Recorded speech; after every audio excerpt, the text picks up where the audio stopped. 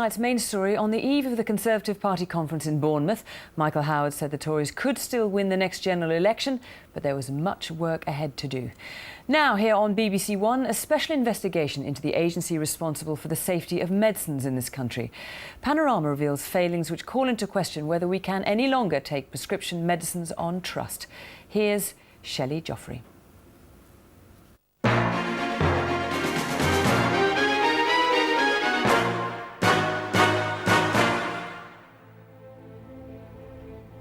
Every one of us uses prescription drugs at some time in our life.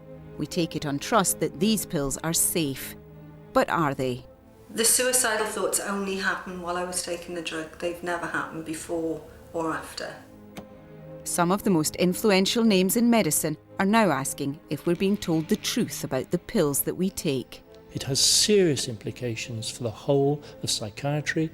It has serious implications for the whole of medicine. For more than 2 years, Panorama has been investigating your concerns about Seroxat, one of the world's most controversial drugs. I'd never thought about suicide before I took Seroxat, and when I was taking it, I was obsessed about death. It was part of my everyday life. What you've been telling us has exposed major failings in this country's system of medicines regulation. They failed miserably, and they caused a huge amount of distress because they did. This man has been inside the secret world of the medicines regulator. He found that for years it missed crucial safety evidence on Seroxat, a failure which must raise concerns about other medicines we take. I have little confidence that the drugs they're licensing day by day are being licensed in a way that I would feel appropriate. And what's even more concerning, I have very little confidence in drugs that have been regulated in the past. I think in due course we may look at all of this and think that this was one of the biggest medical scandals ever. Now the regulator's handling of one drug calls into question whether prescription medicines should be taken on trust.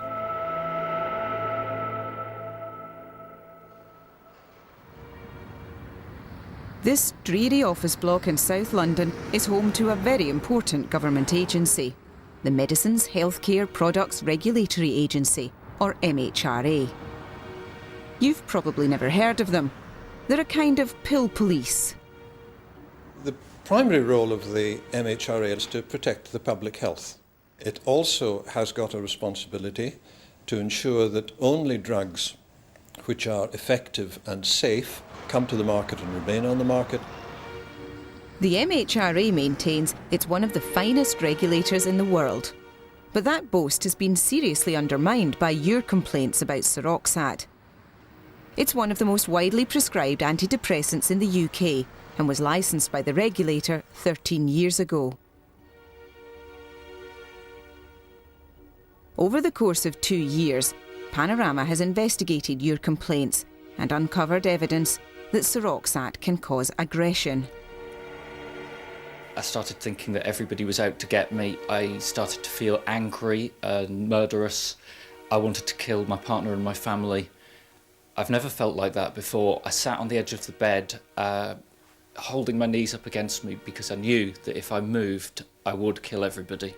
Evidence it can cause suicide. My father was on Seroxat for 4 days. On the 4th day of taking them, he was in possession of a hunting gun, and he went to a local wood and shot himself. Evidence it can harm children. When I was on the tablets, I did self-harm. I would use any sharp thing like scissors, knife, and I'll just put the point to my arms and just scrape until it bled. And evidence it can leave you hooked. I came home for Christmas one year and forgot to take my drugs with me. And within a day of not having Seroxat, I was going absolutely berserk. I was threatening to drive 100 miles back home to get a pill to take it. I was driving around pharmacies begging them to give me a packet of Seroxat. Seroxat is one of a group of antidepressants known as SSRIs, which got the regulator's seal of approval in the early 90s. They're marketed to treat all sorts of anxiety, stress and depression, and they've helped millions of people. But they're also hugely controversial. 5 times the regulator has reviewed the safety of these drugs. 5 times they've been given a clean bill of health. But in the case of Seroxat, each time the regulator got it wrong, failing to spot crucial safety information, some of which has been under its nose for 13 years. It's a story that raises serious questions about the system of medicines regulation in this country. The worst I personally feel was when I attacked my daughter. I held her head in my hands and I was hitting her head on the floor over and over again. I told him explicitly about the dreams I was having, and he just started to laugh. So I said to him, "Doctor, I don't find this very funny because I'm dreaming about murdering children." This wider picture has only now become clear because this man, the head of Britain's largest mental health charity, took a unique 9-month journey into the heart of the regulatory system. I was bringing the consumer voice right to the heart of drug regulation, really, and the Seroxat issue. I think I was quite open-minded in the early days about what would happen. I was very hopeful that my inclusion might actually make a real difference, make a real change. Richard Brooke was invited to sit on a 6th safety review of the SSRIs. It's become known as the Expert Working Group. The government ordered it to be set up in April last year in response to mounting controversy about the drugs. Richard Brooke was the first patient's representative ever to sit on one of these reviews. It gave him access to a world that's protected from scrutiny by draconian secrecy laws. A world, he says, where patients' interests come last. I think they've been totally let down, really, by the regulator. That should be the most important thing here. I mean, at the end of the day, it's we're taking the medicine. It should be the most important thing, and it's the least important thing. They're bottom of the list. One of the first things Richard Brooke discovered was how the MHRA had failed to protect some of the most vulnerable patients of all: children.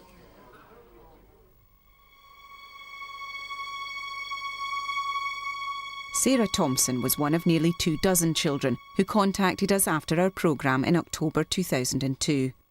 She was just 16 when she was prescribed Seroxat for depression. Until then, she'd never been suicidal or self-harmed. I would cut myself mainly, and then I started to burn myself and found other methods, but it was mainly cut myself to start with. And this was within the first week of taking Seroxat? Yeah, it was the very first week I took Seroxat. Had you ever done anything like that before? No, I'd never even thought about it. It's not something that had crossed my mind until I started taking it. At the very first meeting of the Expert Working Group last summer, Richard Brooke was shown confidential clinical trial data from the manufacturers of Seroxat, GlaxoSmithKline, the results of extensive testing of the drug in under-18s from years earlier. It appears this was the first time the regulator had ever investigated whether Seroxat was safe for children, in spite of the evidence previously uncovered by Panorama. Was there any evidence that the regulator had been concerned about the effects of Seroxat in children? No, not as far as I'm aware. I mean, they'd had all these reviews through the 90s, and as far as I know, they'd always given the drug a clean bill of health for adults, and although it's not licensed for children, I mean, they knew it was being used from the data they had, it was being used in children, it was never causing an issue for them. Most medicines are only licensed to treat adults, but there's nothing to stop doctors prescribing them to children. The MHRA knew many thousands of children were being prescribed Seroxat and that concerns were being voiced about the drug. Yet it didn't ask GlaxoSmithKline to provide evidence that Seroxat was safe for under-18s. This failure turned out to be disastrous for teenagers like Sarah Thompson. I did attempt suicide. I attempted to slit my wrists and take an overdose, so it did get very bad. I'd never thought about suicide before I took Seroxat, and when I was taking it, I was obsessed about death. It was part of my everyday life. In April last year, we put these claims to GlaxoSmithKline. Their defence of Seroxat was robust.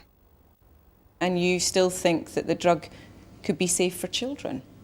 Absolutely, it could be. We haven't got a licence in children yet. I feel sorry for anybody who has had any side effects from treatment or indeed has experienced the terrible symptoms of depression.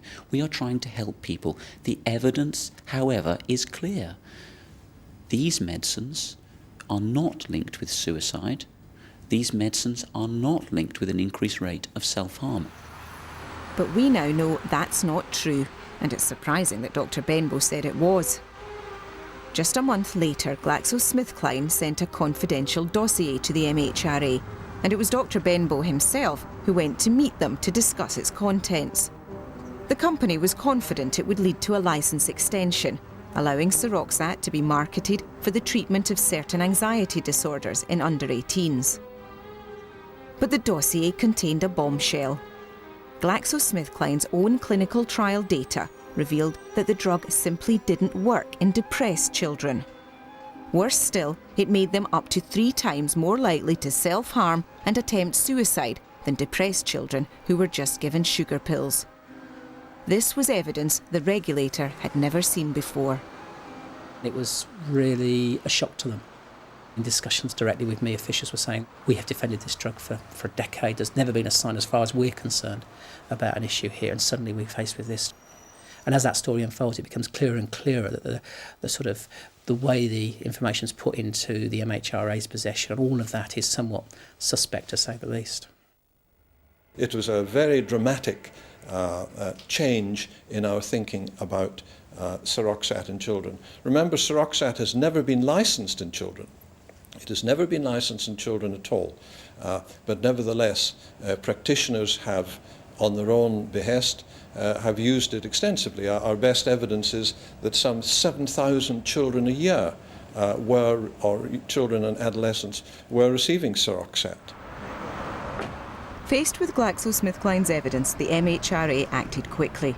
Within a fortnight, Seroxat was banned for use in depressed children. Ever the optimist, Dr. Benbow tried to minimise the damage when we spoke to him in June last year. This increase is small.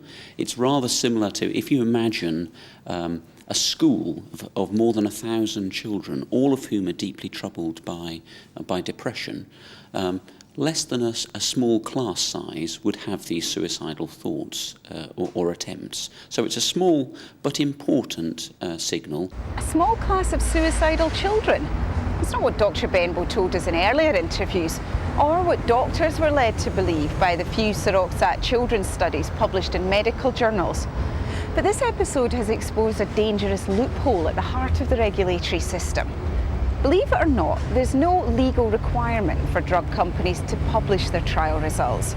So if they're not favourable, they often aren't published.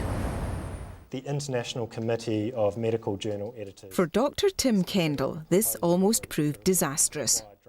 He's part of a team that advises the NHS on the best treatments for doctors to use. Last year, using just published trial data, they were about to recommend that Seroxat and the other SSRIs could be prescribed to children for depression. But then the team asked the regulator for the unpublished trial results. These turned the recommendation on its head. If you'd relied solely on the published data, what would your recommendation have been? It would have been that we probably would have said use these drugs. And then there would have been children who might well have killed themselves further down the line as a result of our recommendations. So what did you think as a scientist when you realised that there was this huge gulf between what was published and unpublished? We were flabbergasted. We were completely taken aback. None of us had expected that the outcome of this would be that we would have completely changed our recommendations for the use of these drugs. 6 months after banning Seroxat for children, the MHRA banned all the other SSRI antidepressants, except Prozac, for use in depressed children. The president of the Royal College of Psychiatrists is appalled that negative trial results could have been kept from child psychiatrists like him. I personally felt cheated. And heaven only knows what the children, adolescents and their parents and their GPs on the other end of that felt, very much the same. I also felt very confused because I know that with some of my patients in the past, the SSRIs have been important in their recovery, as well as all the other things that I might be doing with them. And yet suddenly, the balance between risk and benefit was quite clearly tilted in a different way. If we can't be sure if there are trials that are being withheld or not published for, sometimes years on end, this absolutely shakes the whole foundation of scientific medicine. We wanted to ask GlaxoSmithKline just how long they'd been aware of the danger Seroxat poses to depressed children, but on this occasion they decided not to do an interview. In a statement, they told us they only saw an indication of a problem in May last year, when they reviewed the results of all the children's studies they'd ever done. But the decision to ban the drug was based on 3 depression trials, and the last one of those finished in July 2001. The company doesn't explain why it took nearly 2 years to pass on the results of these to the MHRA. Did GlaxoSmithKline act promptly in getting this information to you? This is a matter which we are investigating at the present time. There is an investigation going on being conducted by the inspection and enforcement sector of the agency and with lawyers to decide whether or not they did. Do you think 2 years is an acceptable delay? That is what is being investigated by the lawyers at the present time. But during that time, we both know that children were being prescribed a drug which we now know is harmful. What do you say to them and to their parents about why that was allowed to happen? When we received the information, we acted with great rapidity. I understand that. We acted within 2 weeks of receiving the information. I understand that, but why were you not in a position to get that information from them earlier? Did you not know that they were doing studies in children? That is what is under investigation at the present time. Might criminal charges be brought then? That is a possibility. Richard Brooke believes the only reason GlaxoSmithKline gave the MHRA the results at all was because they wanted a children's licence. I'm absolutely certain that if Glaxo had not been going for an extension licence, the expert group would not have got to the paediatric information. And so children could still have been being prescribed a drug that's harmful to them? I think that's certainly a hypothesis that you can actually believe has got a lot of truth and credibility to it. When the MHRA announced the Seroxat children's ban last summer, it gave no hint that GlaxoSmithKline could have been aware of the safety concerns for years. It said the ban was based on new information. Richard Brooke says this was misleading.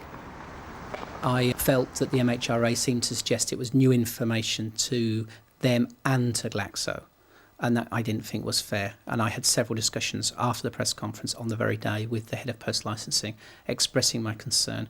We had a meeting subsequently, and in the end we were told that it would be looked at criminally, and anything that we did to raise the issues would be in breach of the procedures and the law that surrounded these sorts of things. In other words, we were warned off about making a fuss about it. We got hold of a confidential internal GlaxoSmithKline memo. It shows the company knew that Seroxat, also known as paroxetine, didn't work in depressed children as long ago as 1998. It would be commercially unacceptable to include a statement that efficacy had not been demonstrated, as this would undermine the profile of paroxetine. In other words, publishing negative trial results in children could seriously damage Seroxat's health and GlaxoSmithKline's profits. What did you think personally when you read that memo? I was disgusted, horrified, that people could seriously consider withholding information about the prescribing of a drug that may do harm to children and certainly suggest that they don't work. To withhold that, or to suggest that they should withhold that, I think it's horrific. The company says it didn't withhold the information, that some of the trial results were presented at American scientific meetings 5 years ago. But none of the results were published here in Britain, and the MHRA only received the full trial data last year. The evidence of the danger Seroxat posed to children was mounting in clinical trials for years, but the regulator remained blissfully ignorant. Meanwhile, British doctors were allowed to prescribe a harmful drug to thousands of children.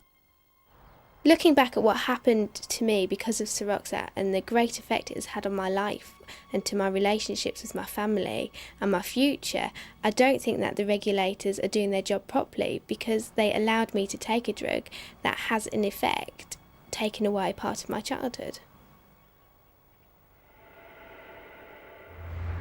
The whole children's controversy forced a complete rethink about the safety of Seroxat. Straight afterwards, the expert review group was set a mammoth task: to re-examine the original clinical trials done in all age groups. One of the first questions the group was asked to consider was, could Seroxat make young adults suicidal too?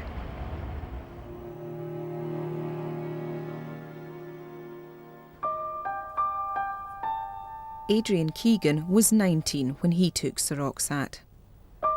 We used to do some shopping for Adrian. He used to come to collect it here, but on this Friday night we decided to take it to his flat. We got no answer when we knocked on the door, so we thought he'd gone out. But then on the Saturday morning we noticed the lights were still on. I dropped you off and then I went back to the flat, didn't I, Dawn, to his flat to check on him. And I knocked on his door, got no answer, and then I looked through his letterbox and I noticed his keys, his door keys were on the storage heater in the hallway. And I knew that he was in, so I knocked again, couldn't get no response, so I tried to force the door and I couldn't open the door. So I came back home and I got a chisel bolster.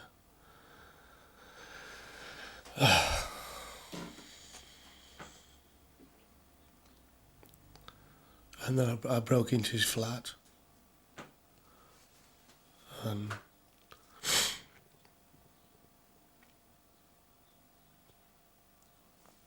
then I found him then in the bathroom.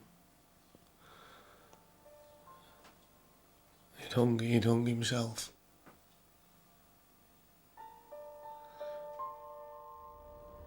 Adrian's parents contacted Panorama after our first programme. Dawn Keegan had originally taken her son to the GP for help in controlling his temper. She hoped perhaps to get him on an anger management programme, but Adrian was prescribed Seroxat instead. His parents noticed a difference straight away. He sort of changed. He was like very quiet within himself. Even his friends commented it wasn't Adrian. He was like within, he wasn't saying much at all, or jokey. He wasn't jokey like he used to be. The sixth and most recent review of SSRI antidepressants has discovered that Seroxat may indeed make young men like Adrian Keegan suicidal. The expert working group asked GlaxoSmithKline to reanalyse its original clinical trial results. When they did, they found evidence to suggest that 18 to 29-year-olds may be at an increased risk of suicidal behaviour. So why did it take 13 years to uncover this crucial information? Again, Sir Alistair says they're looking into it. That is a matter which is under investigation just now, whether or not there was evidence at that time in different age groups which we did not have access to. Well, there was information. Did you just not analyse it at the time? Or was it not presented to you? This is a matter which is under investigation at the present time, whether or not the evidence was presented, whether it was analysed and what happened to it. This is part of the ongoing investigation. GlaxoSmithKline keeps its own database of side effects that doctors and patients report to them, and it says these are passed on to the regulator. We've discovered these reports, some of which go back many years, support what's in the original trial data. They suggest that young adults and males may be at an increased risk of self-harm, hostility and suicidal behaviour within the first month of taking Seroxat. Adrian Keegan was on the drug for just 26 days. But the patient information leaflet that accompanies the drug carries no warning addressed to young adults. Would it have made a difference, do you think? Yeah. Because you'd be able to keep an eye on the person that's taking the medication for a start off. You'd be able to monitor and be able to look after them properly. think so? I wouldn't have let him go on it if that information had been put on it. I wouldn't have took the risk. It's just... I just thought it's not worth it. The leaflet, which is approved by the regulator, didn't warn Adrian and his family. Even now, doctors haven't been properly warned. The only clue is on the MHRA website, and all that says is that doctors should carefully monitor young adults after prescribing Seroxat. It's appeared on your website since April, but why isn't it in the patient information leaflet? The patient information leaflet will be altered when the current review is complete, which will be towards the end of this year. But that's quite a delay. I mean, you've known this information for a while. Why are you waiting to tell people? No, in fact, as you say, on the website, this information is available. It is available. Yes, but patients don't tend to read the MHRA website. Why is it not on the patient information leaflet? Well, there are several aspects of the patient information leaflet which are currently being revamped at the present time, and this will be one of them. Yeah, the regulator may well have created a situation where people have died. Makes me very sad for the families and the people that I've got to know during this time dealing with Seroxat. Very sad that they've encountered such tragedy, and we'll never know whether that tragedy could have been prevented by better regulation. We'll never know, but we'll always have the question. We worry about the other children, not on a weekly basis or a day-to-day basis, on a minute and second basis.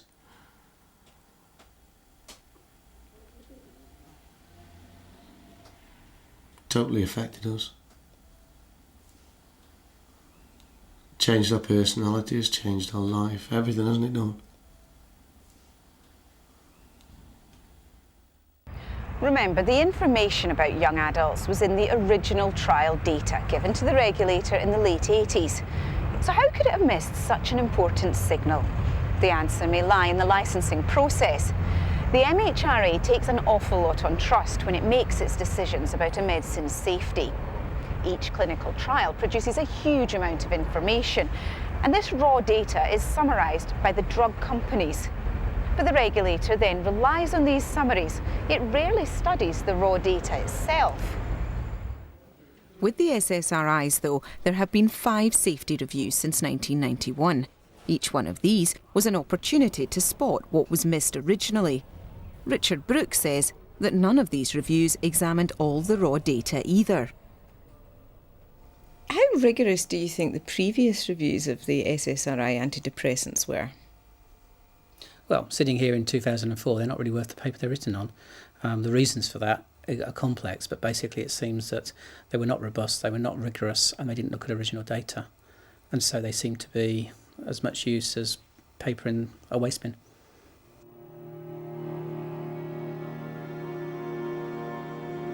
Panorama can reveal that this current review is the first time the raw data from the original clinical trials has been properly analysed. The expert working group is now considering whether there is evidence lurking among this data that Seroxat may make adults suicidal. The group is expected to publish its findings later this year. But one of the most respected figures in British psychiatry is already convinced a link exists. I think the evidence that these tablets can cause suicidal feelings is now absolutely clear. I don't think really we can dispute it. In our own work, we found that it's related to the sort of person you are. Your personality determines whether you have these problems, whereas and some people without certain types of personality characteristic don't have them. So we need to identify the people who are at risk. And then we can say, well, look, I'm not going to prescribe this for you, even if you wanted it, because I think it could induce suicidal behaviour. One psychiatrist above all others has ensured that we've heard information about Seroxat that its manufacturer would rather we hadn't. On Panorama's previous programmes, Dr. David Healy explained what he'd found in the secret archives of GlaxoSmithKline during an American legal action. Evidence, he says, proves the company has known all along that Seroxat can make all age groups suicidal. The data that went in from the clinical trials on these drugs done 15 to 20 years ago makes it absolutely clear when you add the whole thing up that actually the rates at which people become suicidal on these drugs, and this isn't just children or young adults, this is any age group at all, is 2.5 times greater on the drug than it is in people taking placebo. Dr. Healy only saw this data after he was granted a court order as an expert witness in the legal action. He told the British regulator what he found 5 years ago.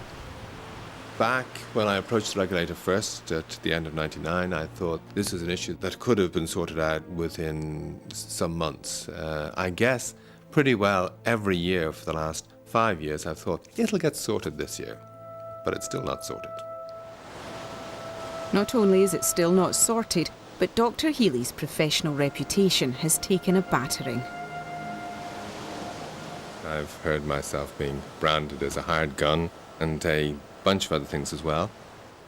I've had people call me from literally the 4 corners of the world and say, hey, we've had people come through here recently who've said that really we oughtn't to have any links to Healy at all because he's trouble and he's going to be in trouble. Isolated from mainstream medical opinion, Dr. Healy has also been ridiculed by GlaxoSmithKline. So you're absolutely confident that Dr. Healy is wrong on this issue and will be shown to be wrong? Yes, absolutely. Not only that, but Dr. Healy has made the same claims about a range of other medicines. He made the same claims about Prozac. He made the same claims about a range of other SSRIs. On every occasion, he has been found to be wrong. Now, though, Dr. Healy is attracting support from the very highest level in British psychiatry.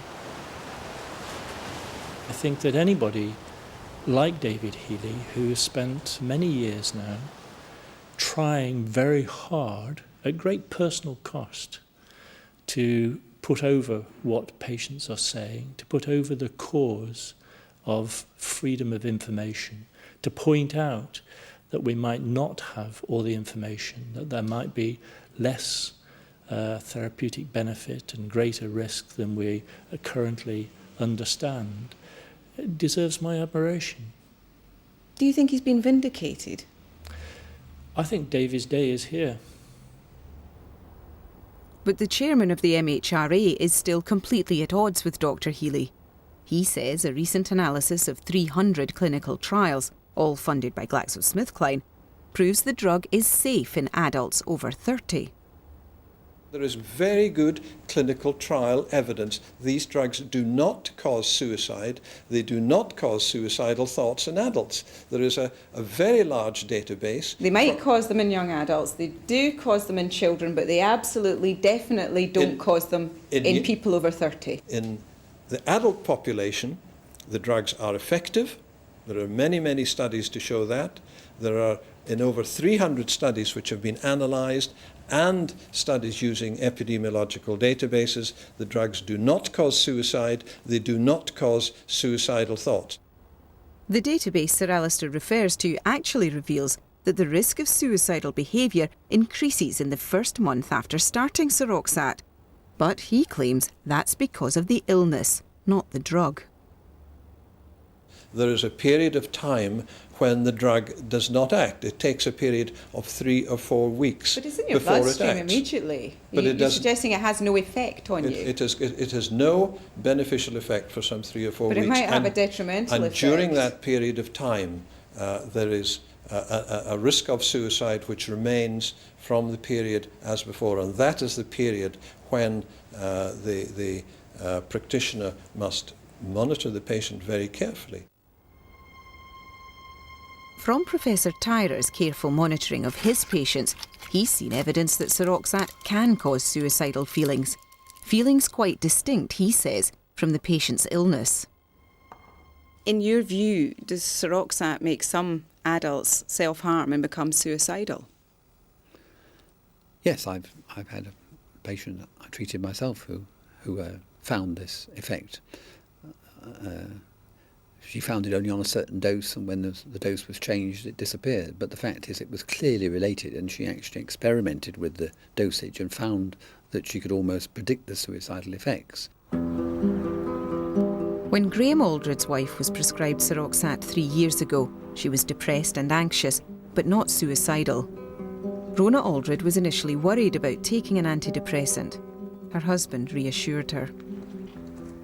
When Rona brought the drug home, she said to me she had some reservations about it. And I said, "Don't be silly. This is England. This is a country where you can trust medical regulation."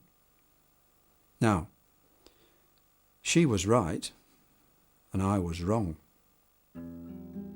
Shortly after starting on Seroxat, Rona became very restless, agitated, and had terrible nightmares.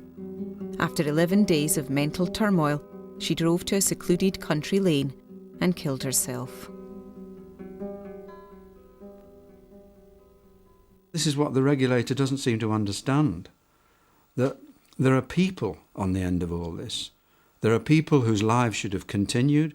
There are people whose wife, whose sister, whose mother, whose children even, should be alive now and happily functioning in the family.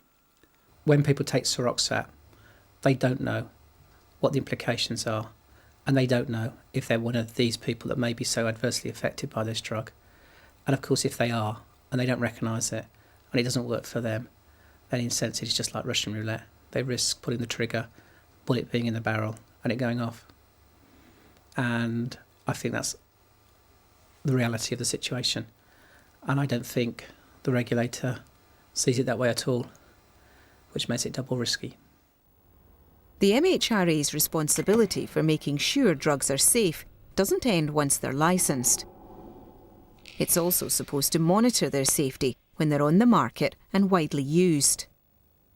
It is very important that, since safety is an issue which is built up as more experience is gained with the drug, that safety is kept under review, and this is why we insist on post-marketing surveillance of a drug, which means that its safety is kept under review during its lifetime. The way the regulator has kept Seroxat's safety under review, though, has raised concerns that were supposed to have been resolved 40 years ago, after a scandal where thousands of women took a drug that hadn't been properly tested and gave birth to babies that were deformed. That drug was called thalidomide. Their mothers took thalidomide to prevent morning sickness. As a result of the tragedy that followed, an early warning system was set up. It's called the Yellow Card Scheme. If doctors suspect a drug has caused a serious side effect, they're supposed to report it to the MHRA on a yellow card.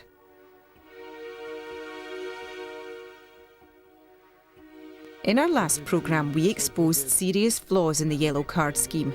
2 experts who appeared on that programme asked the regulator afterwards to show them all the yellow card reports gathered on Seroxat. Normally, secrecy rules prevent access to this data, so they were astonished when the answer was yes. We jumped up and down with glee. We thought this is the first time that any such analysis had ever been done, and of course at the back of our minds was the feeling that we were not only now in a position to evaluate how well the regulators had understood the problem of Seroxat, but also how good the yellow card system was. They were given unprecedented access to every single reported side effect ever lodged about Seroxat, and it's one of the most complained about drugs in the scheme's history. These were reports that were supposedly scrutinised during each of the previous safety reviews.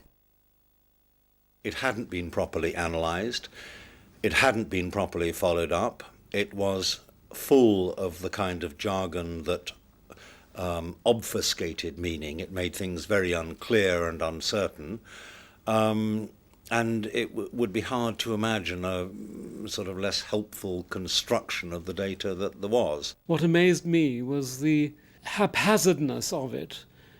For some things there was a lot of detail, for other things there was nothing, and it took a long while to make sense of it. They found 91 yellow card reports from doctors who suspected Seroxat had prompted their patients to become suicidal, to self-harm, or to kill themselves. He clearly stated that he had not thought about suicide until taking Seroxat. Even when a report ran only to one line, there was often little evidence it had been investigated further by regulatory staff. Patient shot himself a few days after starting medication. You think, for heaven's sake, I mean, what is happening? Is this an extraordinarily callous doctor reporting, you know, on a tragic event with indifference, or actually isn't what the doctor is saying is, here's the reason to come and see me, this needs to be followed up? We have evidence that suspect drug drove patient to suicide. When information like this comes in, this is investigated. The way that we investigate the individual reports, and then we And how do you do that? You go back to the doctor and follow it up? Yes. That happened in all of these cases? Not in all of them. In the appropriate cases, these patients are followed up. The follow-up rate for yellow card reports is some 48-49%. The MHRA says that all suicides have now been followed up. If not straight away, then as part of the current safety review. But what about the previous safety reviews? Why didn't they investigate every reported suicide then? These people, working in secret, had assured the public through ministers that they had done 3 investigations into this particular problem, suicidality, and each time the drug came out with a clean bill of health. And they were not warranted, they were absolutely not justified in drawing that conclusion. Not only has the regulator failed to follow up some signals that suggest Seroxat has driven some patients to suicide, the researchers uncovered something else in the yellow card reports. Another potential risk that hadn't been identified by the regulator. Evidence that suggests the risk of suicide could be closely related to changes in dose. Dose increased from 10 milligrams after 2 weeks on treatment. On the 4th day of starting the 20 milligram dose, patient committed suicide by hanging himself. Half of the suicide reports that we looked at were associated with some change in dosage, either when the drug had first been started, when the drug was building up in the body in the first few days, or after a dose change had occurred, either an increase or a decrease in dose. So that was a relationship which hadn't been spotted before. Patient committed suicide after having increased dose from 20 to 30 milligrams. On the day that Adrian Keegan died, he told friends he'd taken 3 20 milligram tablets of Seroxat instead of the usual one, in the hope it would make him feel better. His parents now believe that's why he hung himself. That is what's happened to Adrian. Adrian has increased his dosage. Now, some might say he did it himself, but if he had have known, he wouldn't have done it. So the increase of dosage killed Adrian. Advice to doctors has always been that depressed patients should be started on 20 milligrams of Seroxat. In practice, the dosage is often increased. But last October, the expert working group discovered something shocking. Firstly, there's no evidence that Seroxat actually works any better above 20 milligrams for depression. But secondly, rapid increases in dose are much more likely to cause serious side effects. This was spotted, according to the MHRA, after staff took a more rigorous approach to clinical trial data they'd had for 15 years. They looked at the data and discovered that the data they had from that original submission indicated that Seroxat had little benefit above 20 milligram dosage. And the side effects, particularly around withdrawal, increased quite dramatically post 20 milligrams. As the patient's representative on the expert working group, Richard Brooke felt this information should be released straight away. But for 4 months, nothing happened. Eventually, he told the MHRA that if they wouldn't tell patients, he would, even though he could be breaking the law. It's one of those moments where you have to say, actually, if I don't do this, I can't really live with my own conscience and my own views. Although he was trying to help patients, the MHRA threatened Richard Brooke with legal action. A letter from the chief executive warned he could be prosecuted if he published the new dosage information about Seroxat. Clearly, it's got huge implications. I mean, clearly it potentially is around my job, my livelihood, my reputation, my career. It affects my family, my daughters, my wife. So huge implications. It wasn't like this is something you do lightly. In the end, Richard Brooke got his way. The regulator wrote to doctors about the group's findings. Curiously, though, this crucial new information was presented as a reminder. It lacked honesty. What they actually did was say, after extensive review, we have discovered this is a reminder we ought to give to people. That was absurd. I mean, the information had been around. The MHRA just didn't admit to the fact that either they'd missed it or, even worse, they hadn't actually bothered to tell people. There was a difference in views as to whether the agency had sat on information, and Richard felt, I think, that the agency had sat on information in those, and we were quite clear, the agency is quite clear, it had not sat on information on those. You're not quite getting Richard Brooke's point, are you, that patients need to know this information as soon as it becomes available? It's their health. It is a matter of regulatory and practical judgment as to when information should be transmitted. When it is in the public's interest that information should be transmitted rapidly, we will do it. For Richard Brooke, the MHRA's attempt to gag him was the final straw. He resigned from the expert working group the day after the dosage information was finally released. I have regrets it didn't get out as clearly as I think it should do, and I have regrets it hasn't yet pushed the regulator to understand that it needs to change its processes and its approach to regulation. But I hope those things will come. So it's a decision I don't regret, but I didn't find easy, and I still don't find easy thinking about it. Do you regret the fact that Richard Brooke was threatened with legal action for revealing any of this? That was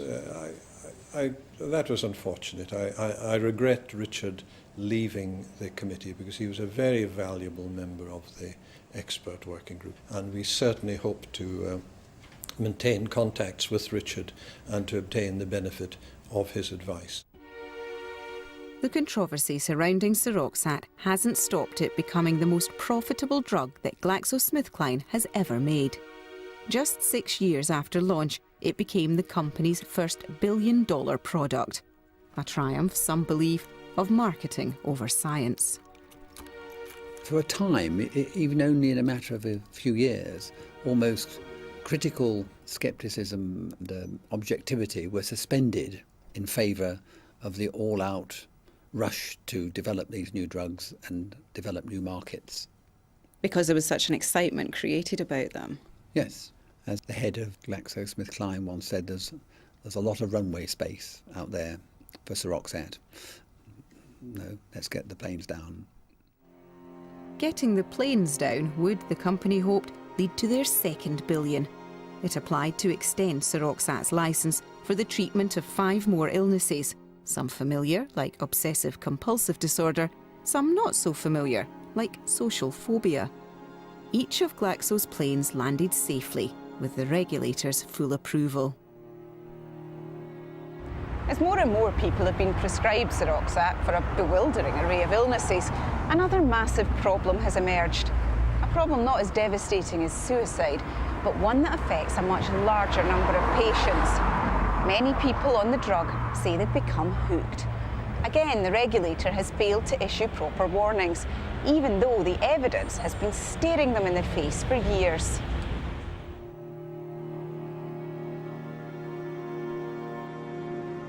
When Seroxat was first licensed, it was marketed with the regulator's approval as a safe, non-addictive drug. Back then, even Dr. Healy believed the hype. When the drugs came out first, I had absolutely no concerns at all that there might be withdrawal problems with the pills. I think probably like almost all clinical psychiatrist here in the UK, I would have actively reassured people that they could go on these drugs without any risk of withdrawal at all. That this group of drugs was very, very different to drugs like Valium and Librium that had actually gone before them, to which people could get hooked. That's what Sarah Venn was told.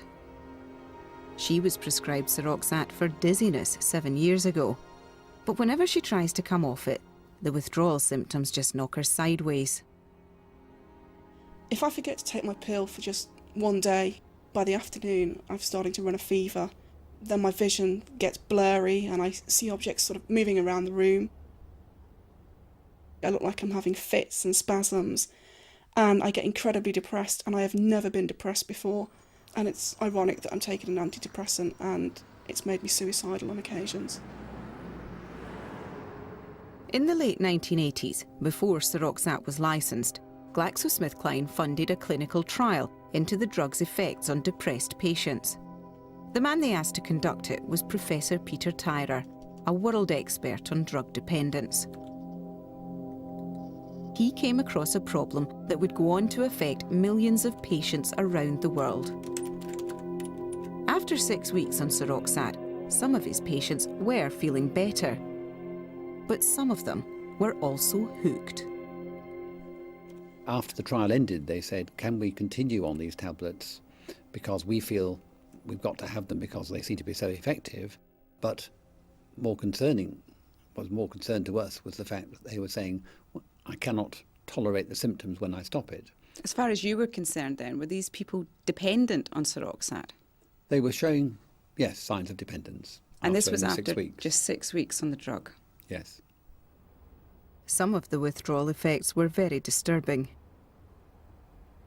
They also felt more anxious. They felt this feeling of dysphoria, the feeling of being depressed, and in some cases entertaining suicidal thoughts. That sounds pretty serious then, if people were thinking of suicide when they stopped. Yes, it is serious, and in particular we were led to believe that these drugs were particularly effective against suicidal thoughts, and therefore having them at any stage during the course of treatment, even and on withdrawal, was a matter of great concern. Professor Tyrer didn't investigate these problems any further at the time, but he did tell GlaxoSmithKline what he'd found. He says they weren't very interested. It was very important to concentrate on the positive, so we didn't expect that they would rush in and investigate this problem as a matter of priority. And as far as you're aware, they didn't investigate the problem? No.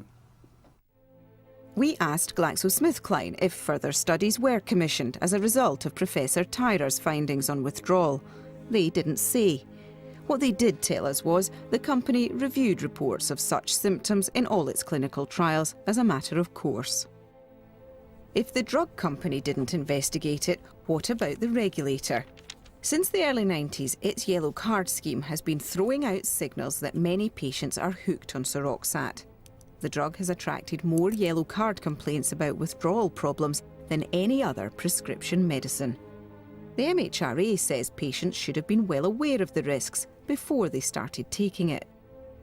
They were warned from the time the drug was licensed that there was a risk of withdrawal. This has been mentioned in every review, every publication coming from the Committee on Safety of Medicines. The problem of withdrawal, that has been publicised in patient information leaflets, that there is a problem with withdrawal. Really? Up until last year, the patient leaflet said that withdrawal symptoms were not common and you cannot become addicted to Seroxat. The leaflet's wording was approved by the regulator. So was it helpful to tell patients that they couldn't become addicted to Seroxat? No, it wasn't. What do you think patients would have understood by that? Well, they would have understood that it wasn't habit forming, and that really, when the time came for them to stop their drugs, they would have no problem in stopping them. And clearly, the evidence didn't support that. Do you think the regulator should have insisted on something clearer in the patient information leaflet? Yes.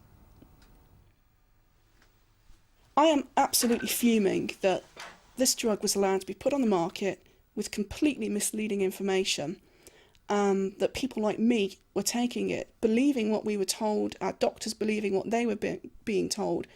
There is no reason why I should be sitting here today in the state that I am, because the regulators knew about this problem, GlaxoSmithKline knew about this problem, but they did nothing.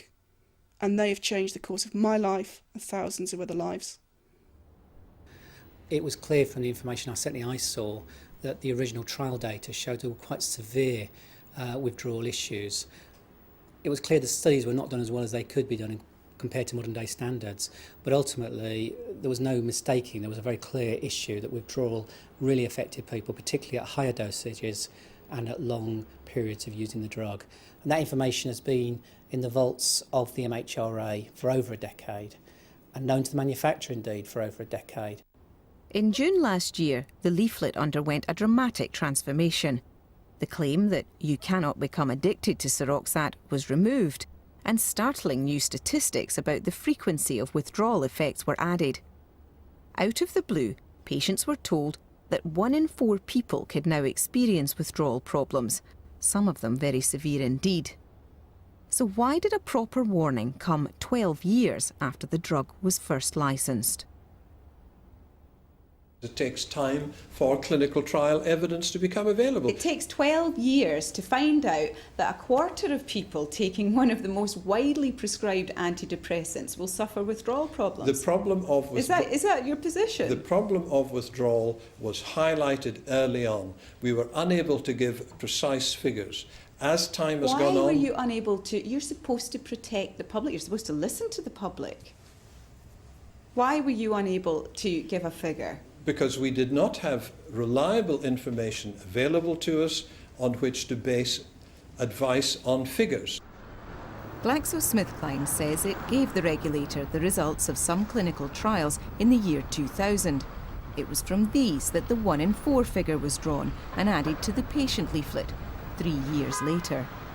However, neither the company nor the MHRA will tell us when these studies were originally carried out.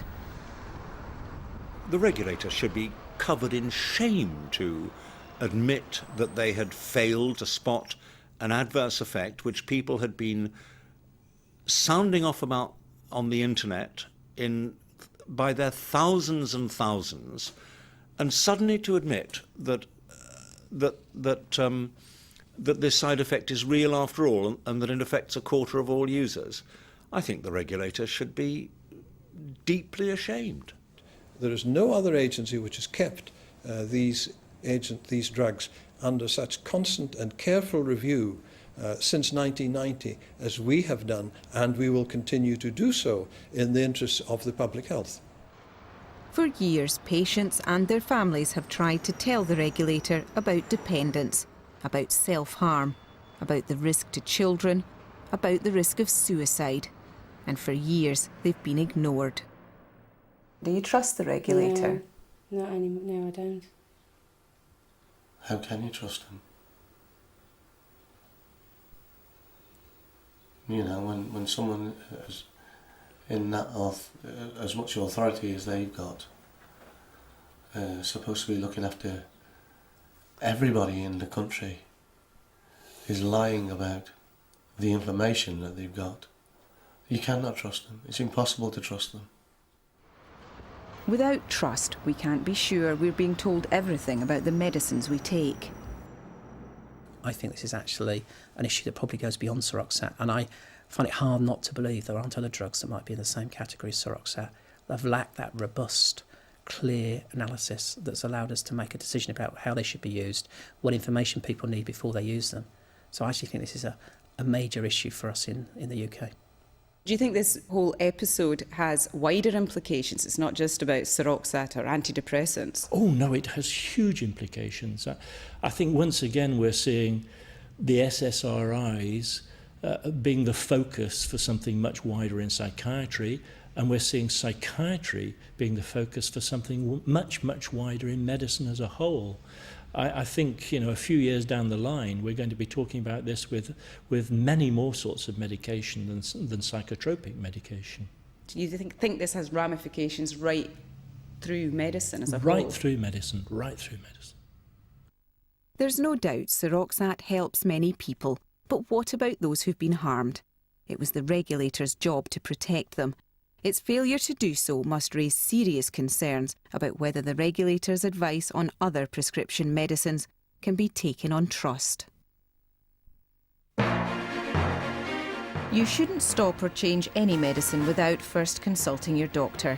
You can call the BBC Action Line on 08000 688 456 if you want to be put in touch with an organisation that can help you. Calls are free and confidential. If you want to comment on the programme, you can visit our website